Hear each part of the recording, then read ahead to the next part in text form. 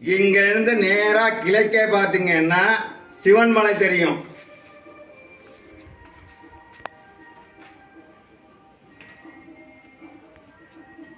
இங்க இருந்து நேரா கிழக்கே பாத்தீங்கன்னா சிவன் மலை தெரியும். இது நடுவுல கனககிரி மலை கோயில் இருக்கு. பின்பகுதியில அழகுமலை முத்துக்குமாரசாமி கோயில் இருக்கு. நேர்கோட்ல இந்த 3 கோயிலும் இருக்கு. சிவன் மலை, கனககிரி மலை, அழகுமலை. அதே போல அந்த பக்கம் தெரியுது பாருங்க, சென்னிமலை. அது சென்னிமலை.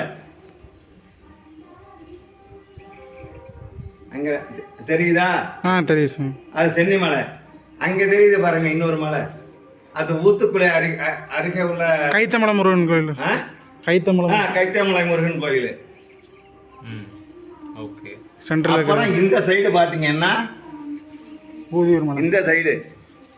இந்த சைடு தெரியாது, இந்த 2 சைடும் தெரியாது. இந்த பக்கம் பழனி மலை இருக்கு. ஆனா பழைய காலத்துல தெரிஞ்சுட்டே இருந்திருக்கு, இப்ப தெரியாது. இந்த சைடு செஞ்சேரி மலை. இந்த 2 மலையும் தெரியாது. இந்த மலையெல்லாம் தெரியும், 3 மலையும் தெரியும். ஆமா, பழைய காலத்துல இந்த எல்லா மலையும் தெரிஞ்சுட்டே இருந்திருக்கு. ஆனா இங்க பழமையான ஒரு சித்தர் இருந்திருக்காரு கொஞ்ச நாள். அவர் பேர் சரியா எனக்கு தெரியல, தெரிஞ்சா நான் கண்டிப்பா சொல்றேன். இன்னொரு விசேஷம் இங்க என்னன்னா, முருகப்பெருமான் கையில கிளி இருக்கு. ஆனா எல்லா மலையும் இங்க இருந்து பார்க்கலாம். அங்க இருந்து பார்த்தா இந்த மலை அவ்வளவு சீக்கிரம் தெரியவே தெரியாது. ஆனா இதுக்கு இங்க வர்றதுக்கு எல்லா விதமான வசதி செய்யறாங்க, செஞ்சு கொடுத்துருக்காங்க. தாராளமா எல்லாரும் வரலாம். ஹரோஹரா. 40 படி தான் உள்ளது.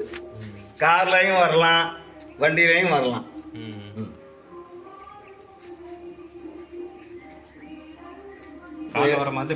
ஆமா, கார்ல. முந்தி தடம் இந்த பக்கம் இருந்துச்சு. அப்புறம் ஒரு 2 வருஷம் முன்னாடி தான் இங்க தடம் செஞ்சோம். இங்க எடுத்ததுப்பா, இப்ப எடுத்தது